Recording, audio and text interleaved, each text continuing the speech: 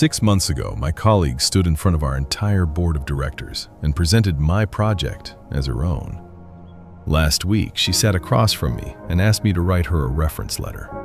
I said yes, and that's when everything finally closed. My name is James Okafor. I'm a product strategist at a mid-sized tech company. I've been there for 5 years. I'm good at my job. I build things carefully, and I do not, as a rule, make enemies. But I've learned something over 5 years in that office. Some people mistake patience for weakness. They see a person who doesn't fight in public, and they decide that person won't fight at all. They're usually wrong.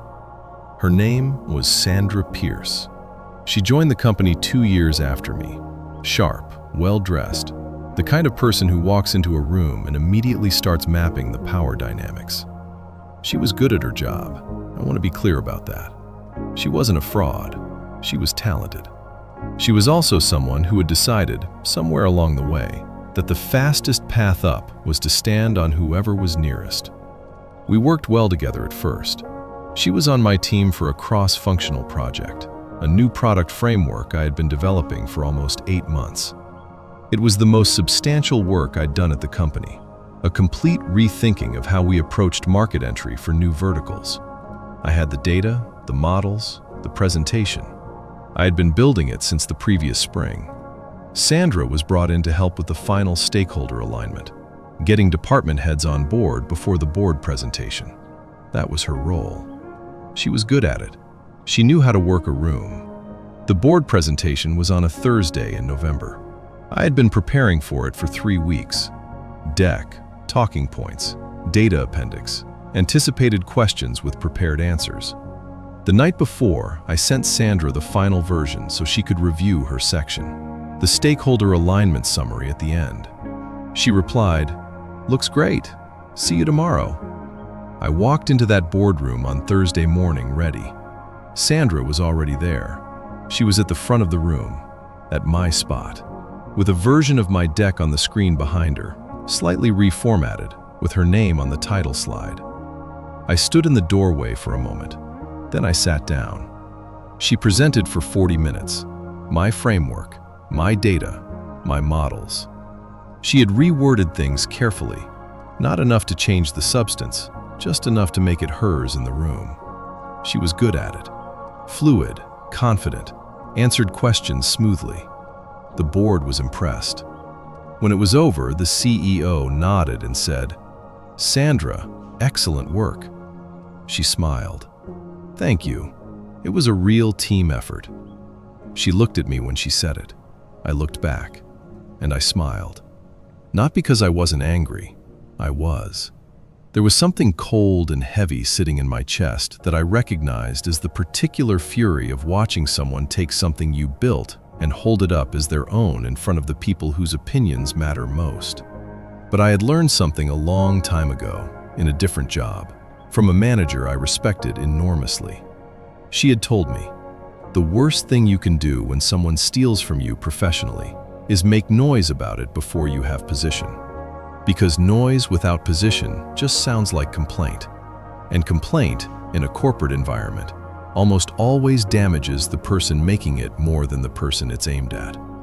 So I smiled, and I started building position. The first thing I did was simple. I went back to my email, and I forwarded every version of that project to myself. The original drafts, the data files, the timestamps showing the 8 months of development. Not to use yet, just to have, just to hold. The second thing I did was keep working. Because here's what Sandra didn't understand about what she had taken. She had taken the presentation. She had not taken the knowledge. She didn't actually know how the framework worked at the level I knew it. The reasoning behind the models, the edge cases I had stress tested, the specific data sources and why I had weighted them the way I had. She had the surface. I had the depth. And depth, in this business, eventually shows.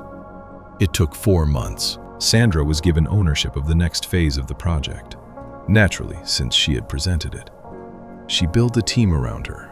She ran meetings. She was visible and confident, and everything seemed to be going well.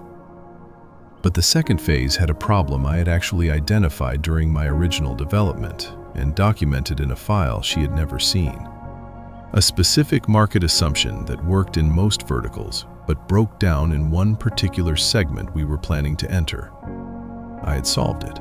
My solution was in my files, not in anything she had. 3 months into the second phase, the project hit exactly that problem. The numbers stopped working. The model that had looked so clean in the board presentation started producing results that didn't match the market data. Sandra's team spent 6 weeks trying to diagnose it. They brought in outside consultants. They ran new analyses. They couldn't find it. Because the answer was in a document that had my name on it, time-stamped 8 months earlier, sitting in a folder on my personal drive. The CEO called a project review. Sandra presented the problem to the same board that had praised her 4 months earlier. The questions were harder this time. Less impressed, more pointed. After the meeting, my manager pulled me aside. He asked if I had any insight into what was happening with the project. I said, "Actually, I think I identified this issue during the original development phase. I have some notes that might be relevant." I sent him the file that afternoon. He read it by end of day. Called me the next morning. "James," he said, "this is the original framework, isn't it?" It wasn't really a question. "Yes," I said. There was a pause. "How much of the November presentation was yours?" I said, "I'd rather not characterize it that way. Sandra and I worked closely on that project. The important thing right now is solving the second phase problem. I think I can help with that." He was quiet for a moment. Then he said, "Come see me tomorrow." I did. I brought everything. Not to attack Sandra. I want to be clear about that. I brought it to solve the problem. To show I had the depth the project needed. To demonstrate, quietly and completely, what I actually knew. Over the next 3 weeks, I led the recovery of the second phase. Fixed the model. Got the numbers working. Presented the solution to the board. This time with my name on the slide, at my spot at the front of the room. The CEO said, "James, excellent work." I said thank you. I did not look at Sandra. Here's what happened to Sandra after that. Not dramatically. There was no firing, no public confrontation, no moment of televised humiliation. What happened was quieter and, I think, more permanent. She stopped being invited to the meetings that mattered. Her visibility shrank. Projects that would have gone to her 6 months earlier started going to other people. She wasn't pushed out. She was just slowly, incrementally moved to the margins in the way that happens to people in organizations when the people above them quietly stop betting on them. She knew it was happening. I could see it in her face at team meetings. The careful, controlled way she held herself when she used to be relaxed. The way she watched who was talking to whom. And then, 4 months after the second phase recovery, she found a new role at another company. Senior position. Good title. A genuine step up, actually. She was talented, and the market recognized that even if our office had started to see the fuller picture. She put in her notice on a Tuesday. On Wednesday, she came to my desk. She sat down across from me, something she hadn't done in months, and she said, "I'm moving on. I think you probably know that." I said I had heard. Congratulated her. She looked at me for a moment, something careful in her face, like she was deciding how much to say. Then she said, "The new role requires a reference from a current colleague. Someone in a senior position who has worked with me closely. I know I don't have the right to ask you, but I'm asking." I looked at her for a long time. I thought about the Thursday in November, the reformatted deck, her name on my title slide, the CEO saying excellent work while I sat in the back row. Then I said, "I'll write it." She blinked. "You will?" "Yes." She left my desk looking slightly unsteady. like she had prepared for a different answer. I wrote the reference that evening, and I want to tell you exactly what I wrote, because this is the part that matters. I wrote the truth. I wrote that Sandra was talented, that she was a skilled communicator and an effective stakeholder manager, that she understood corporate dynamics and could work a room in a way that I genuinely respected, that she had real strengths. I also wrote, carefully, professionally, with no anger in the language, that her work was strongest in execution and alignment rather than original development, that she performed best when given a clear framework to build on, that her contributions were most valuable when paired with strong analytical foundations from others on the team. Every word was accurate. Every word was verifiable.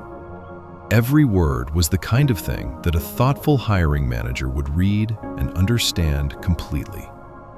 Not a lie, not an attack, just the truth, fully told. Her new company passed on her 2 weeks later. She called me once. I let it go to voicemail. She said, "I don't know what you wrote, but I think I understand. I probably deserved it." I didn't call back. Not out of cruelty. I just didn't have anything to add. Here's what I want to leave you with. There are 2 ways to respond when someone takes something from you professionally. The first is loud. You confront. You accuse. You make sure everyone knows what happened. It feels like justice. It almost never is. In most workplaces, the person who makes the most noise about being wronged ends up looking like the problem, regardless of who actually caused it. The second way is quieter. You document. You keep building. You let the work speak in a register that accusations never could. You wait for the moment when depth matters more than presentation. And when that moment comes, and it always comes, because surfaces always eventually crack, you are ready. Sandra was talented. She might have gone far if she had built on her own foundation instead of mine. But she chose a shortcut, and shortcuts in this business have a way of becoming the longest path. I didn't destroy her career. I just stopped protecting it. That's not revenge. That's just letting the truth do what it does when you finally get out of its way.